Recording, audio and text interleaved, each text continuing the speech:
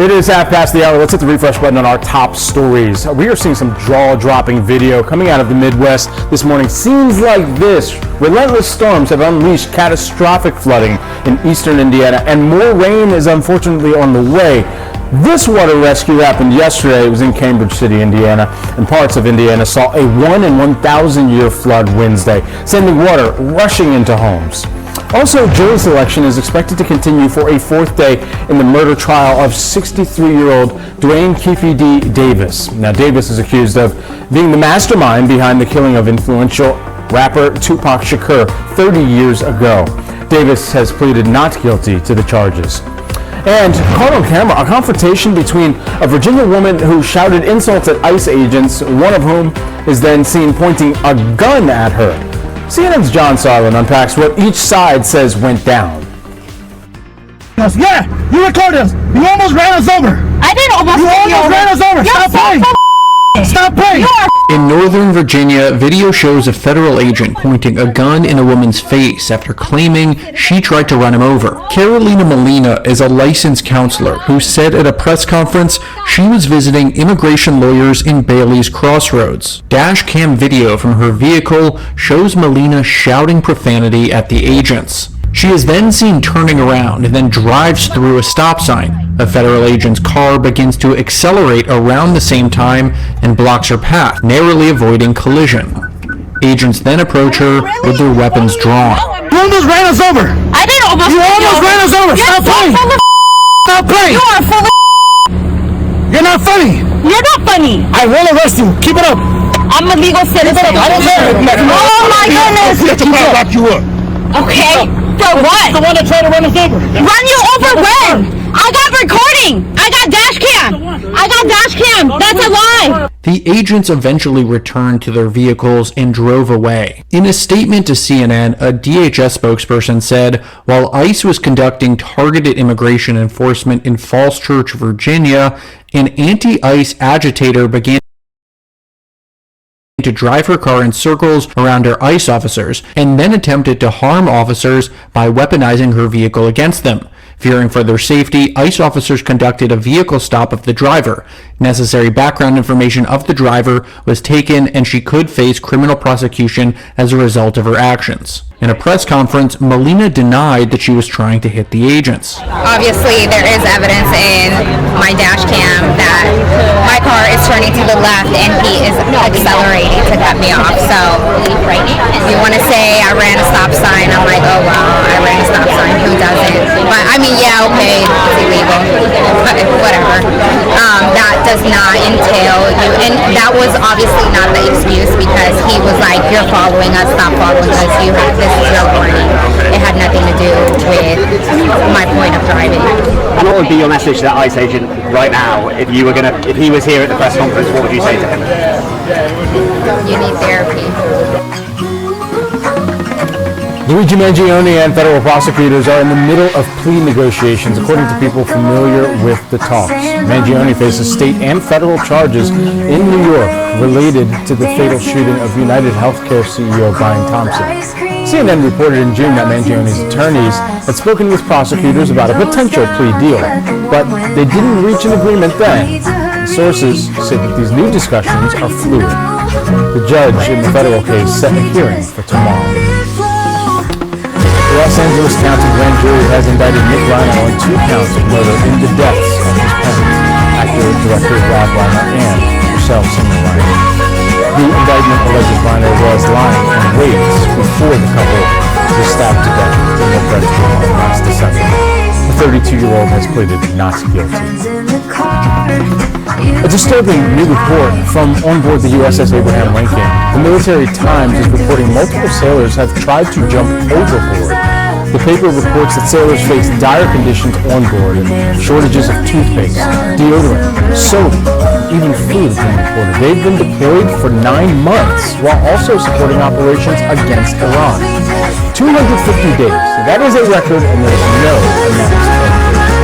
The U.S. Navy spokesperson responded to the report by saying, quote, "We have not observed an increase in suicidal ideation or attempts to board the ship. We take every service member's well-being seriously and have religious, medical, and mental health professionals available to assess and address address concerns as they arise. But the reporter who broke the story says the wife of a sailor who tried to jump hasn't heard from anyone in the Navy in weeks.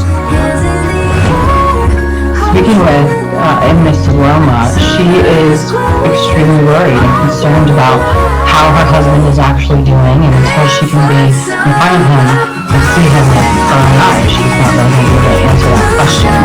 And facing the stresses that every military spouse faces when theirs is deployed, being a solo parent at home with 3 little kids. So not being able to have answers or direction is really challenging right now for her especially. This deployment was supposed to end in May and turn public return date, but families entered the Theodore Roosevelt were eventually released. Protesters are gathering at Big Bend National Park in Texas as bulldozers begin to clear land for one of President Trump's major border security projects. CNN's Ed Lavendera reports with more. Construction crews have started carving a path for what Customs and Border Protection officials describe as a, quote, surveillance road along the U.S.-Mexico southern border here in the heart of Big Bend National Park. Where we are standing, this is the entrance to what is known as Santa Elena Canyon. This is one of the crown jewel spots of this national park. And that giant cliff, that giant wall you see over there, that is the Mexican side of the border. The Rio Grande runs right in front of it and goes for hundreds of miles down toward the Gulf of Mexico. And this is a region, the Big Bend sector, where the Trump administration is planning a multi-phase project totaling more than $7 billion. Protesters and many people here in this region say that this is simply a waste of money. It is needless destruction of this pristine wildlife. And the former superintendent of Big Bend National Park described the entire project as, quote, insane to me.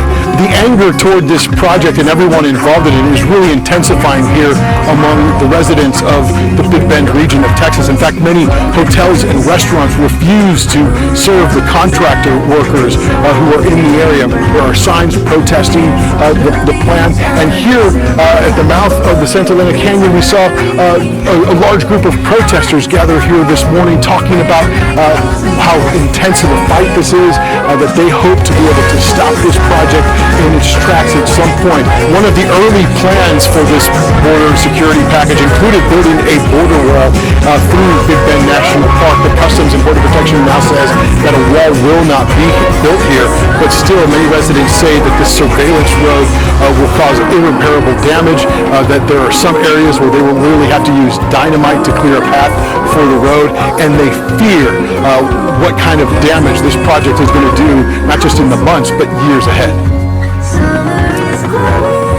Two former NBA players are declaring themselves eligible for the WNBA draft in a protest over the league's transgender policies.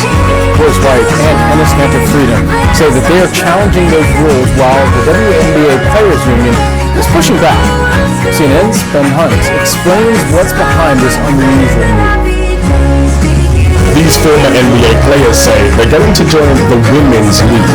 But why and how? Well, they're actually doing it in protest of the WNBA's rules, which say that all players must be women without defining women.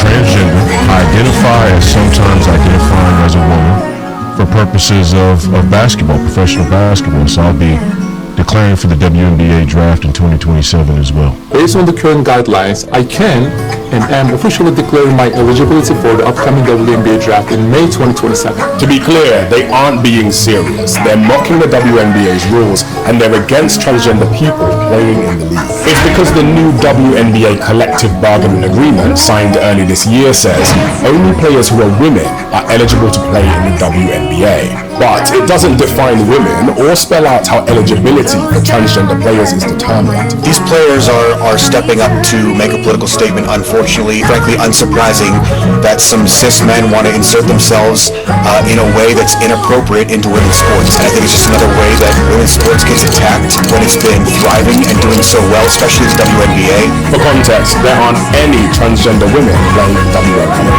The two two declarations came after WNBA player Sophie Cunningham spoke out against transgender participation in women's sports. She said girls in sports shouldn't have to compete against what she called biological men in a recent interview with ESPN. If anybody is taking these talking points as legit or believing they're protecting young girls in sports, I just have to ask, are you serious? Why she decided to make this an issue and start to attack trans individuals is a very curious thing. All of us who are fans out there of the WNBA, the NBA, of any sports that are out there, are seeing through what this is, which is, it's just another distraction. The WNBA Players Association released a statement on Friday in response to all of this, saying, "We embrace justice, equity, diversity, and inclusion, and that hate, abuse, and demonization of any person or group of people, including transgender people, only fuel fear, division, and harm." It's not something we should give any more moment to. What I would rather focus on is, let's list out the things that we all can do to support women in sports and to make women's sports better, and none of them are to then ban trans women in that sport. After 18 seasons, NBA point guard Russell Westbrook is hanging up his jersey. He announced his retirement with a social media video narrated by actor Michael B. Jordan. Westbrook played for several teams over the past years, with his last season being spent with the Sacramento Kings.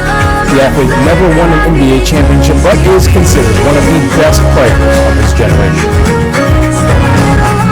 And in a blockbuster buy, the Los Angeles franchise is being sold to former Disney CEO Bob Iger and Josh Kushner, brother of President Trump's son-in-law, Jerome. Their price tag, a record $12.5 billion. The NBA's Board of Governors still needs to approve the deal, but the storied franchise is one of the most successful teams in NBA history, with 17 championships. The NFL begins its first full week of the preseason today. The league kicked off the preseason with the Hall of Fame game last week, but today 6 games are on deck. First up, the Lions play the Bengals in Cincinnati. Packers, they take on the Steelers in Pittsburgh, and both games, they kick off at 7 p.m. Eastern Time. Fly, Eagles, fly. Next up on CNN Headline Express, we've got this. Wedding was the best night of my life. What else Travis Kelce had to say about his big wedding with Taylor Swift. That and more coming up on CNN Headline Express. Have I got news for you?